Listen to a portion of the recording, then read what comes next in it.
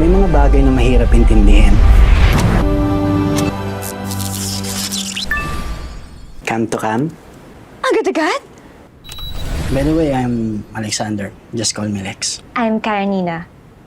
Just call me Karen. Alam mo yung kilometer zero? Kilometer zero? Magkita tayo. Gail. Sa tingin ko lang, baka di na dumating yun. Baka may emergency ulit. Ang kapal na mukha mo! Nag-wait ako ng 2 hours, poser ka! Lahat na nangyayari ay may dahilan. Wow! Luma na yung kalendaryo mo, 2009 pa yan, oh! 2009 nga. 2009 ngayon. 2024! Ayan, oh! Oh. 2009 pa lang dito, I guess 2024 na dyan. Whew. Ang weird, pero ang cool. Sa dinami-dami ng tao sa mundo, paano mo hahanapin ang para sa'yo? Hindi mo siya kailangang hanapin dahil kusa siyang darating. Kung para kayo sa isa't isa. So, sa zero talaga tayo magsisimula, ha? From zero and beyond. From zero and beyond. Nice! Huwag ka muna mag-aasawa. Anak, makawalan ako ng baby. Gusto lang naman niya makatulong sa'yo. Ganon siguro yung love. Sabay tayo. Let's be one. And let's wait for the magic. My Future You. In cinemas starting December 25, 2024. An official entry to the 2024 Metro Manila Film Festival. Parang siya talaga yung catfish. Single dad. Paborito yung peanut butter. Baka naman nagkataon lang. Baka, pero ang weird.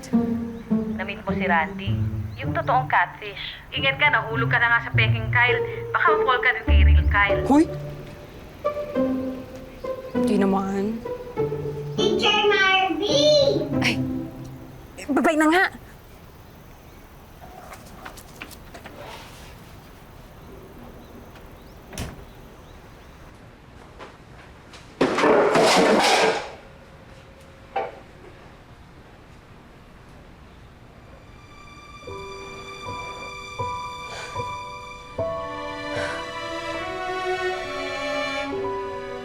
Teacher Marby?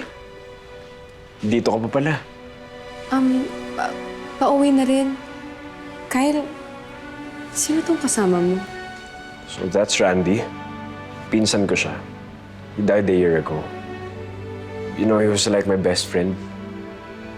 I remember months before nawala na siya, pinipilit niya ako makipag-date. Sinasabi niya sa akin na gusto niya maging masaya bago siya mawala. Napakabait. Parang santo. Kaya siguro siya kinuha ni Lord kagad. Anyway, bakit mo naman natanong, kilala mo ba si Randy?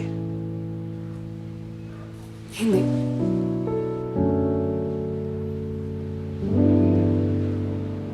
So, kaya nagaya ni Randy yung buong pagkatao ni Kyle is because magpinsan sila. Ang bobo ko! Nagpaloko kay Randy ng 1 taon! Hindi ka bobo, nagmahal ka lang. Mukhang hindi na. Ikaw pa ba? Si Miss always searching for the one. Ang tanong, kung makita ko ulit nga yung the one, magtitiwala ba ako ulit? Follow-up question. Hindi kasi Kyle ang the one mo? Eh, ano ba nararamdaman mo sa kanya ngayon? Ano ba?